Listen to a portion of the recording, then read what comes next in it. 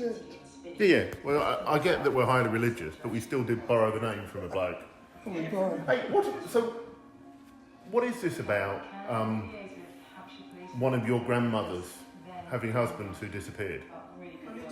If you read the news, the first one, we don't know what he died of, but there was 3 others after him, and all 3 of them didn't swim too. Was there 3? I thought there was only 3 altogether. Was there?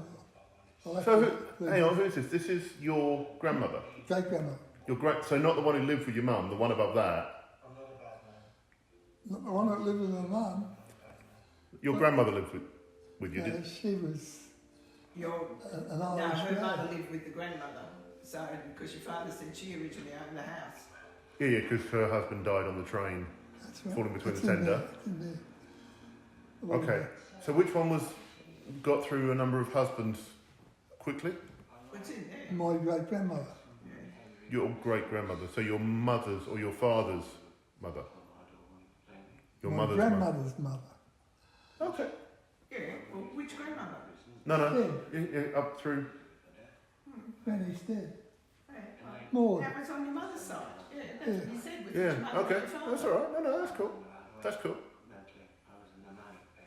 And it talks about the ones that died in the lift. One of the sons got killed in a lift accident.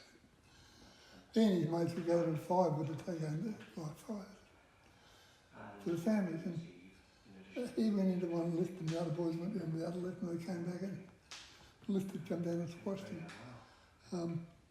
And they got the guys to get him out, but took him to the hospital and he died sad. And the boys that he was playing with on day was Maxie Ryan's father. Okay.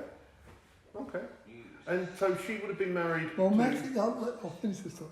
Maxie Ryan's grandmother, you don't know what I'm talking about, but Errol Street is just near the Children's Hospital on Flemington Road. I went to Errol Street. And if you walk down there, I'm not sure if the terraces are still there, but there was 4 or 5 big terrace houses. Yeah. And in the last one was Mrs. Ryan, and that was Maxie Ryan's grandmother. Maxie Ryan's grandmother and my grandmother were great mates. Okay. And, my grandmother used to leave home and walk to North Melbourne, to Errol Street. Having got there, she'd have a cup of tea with Mrs. Ryan. Then they'd both then go and walk into town, walk around town, do a little bit of shopping.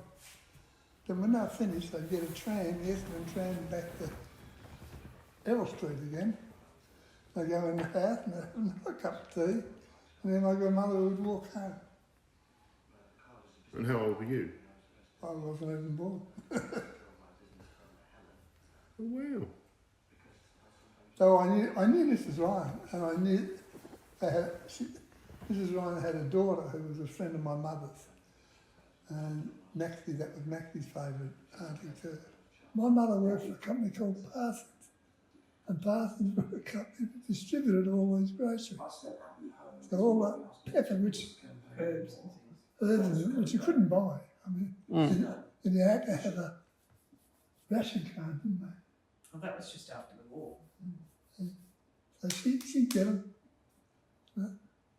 My grandmother used to go out and buy the fruit, vegetables every Saturday morning. At Pereira's, a food shop in Racecourse Road. Yeah. You know, so there was a little trolley, so if you went with you, all the trolley, you were just as smart. I did it. Yeah, if you went to the market, you could get some donuts, and there's still donuts there. In the little place which is quite famous for the donuts.